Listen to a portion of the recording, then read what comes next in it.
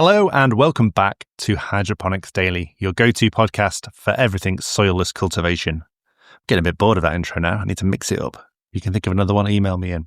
I'm Dr. Russell Sharp and I'm the founder of Utrema, and we make fertilizers, biostimulants and biopesticides. Everything's novel, everything's unique to us.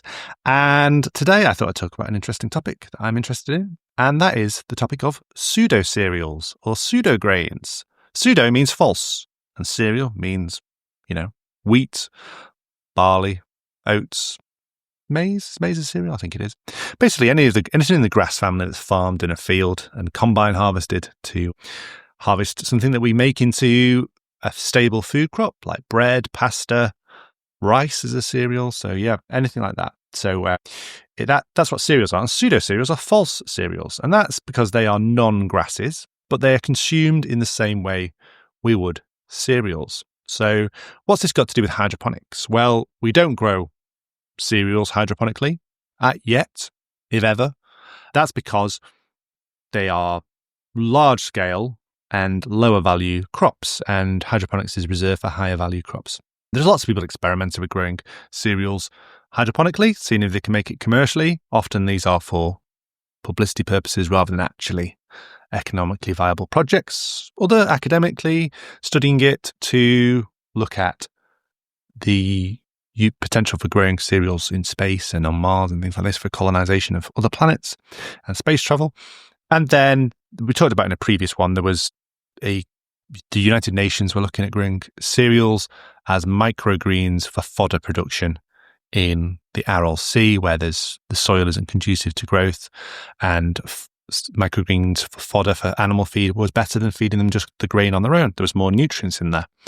And we also grow cereals for wheatgrass. We talked about wheatgrass previously, and that's a nutritious growth, a nutritious drink. You can even feed it to your cat, so you can put it in a food processor and make it into a juice that you then drink, and it's thought to give you lots of vitamins and minerals and phytochemicals, plant chemicals, but can be a bit distasteful. So cereals and hydroponics have been growing for a while, but what about pseudo-cereals? Well, I'm not aware of anyone who's growing pseudo-cereals for hydroponically. Let me just explain what sort of there are. So for pseudo-cereals, the most common ones you will have heard of are buckwheat, very, very common in Eastern Europe cuisine, not so common in Western Europe cuisine nowadays. Amaranth is a pseudo-cereal, quinoa or quinoa, and chia. Chia? Did you say chia? Chia seeds?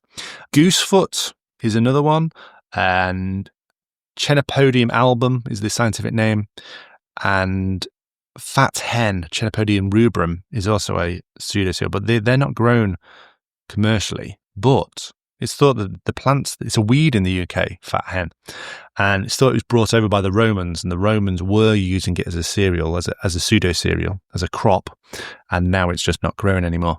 That's how it got to the UK. Same with rabbits as well, I think. They were brought over as a food stock and then released into the wild, and they survived.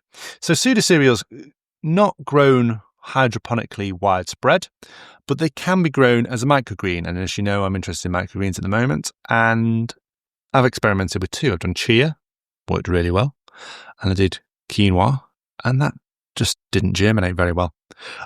So that was interesting. I'll probably do a few more. I'm certainly going to try buckwheat, and I might try amaranth as well, because they're common microgreens. And the reason I'm talking about them today is because there's been a review in the Journal of Cereal Science that examined how growing the likes of amaranth, quinoa, sorghum, and wheat in a microgreen stage affects their properties.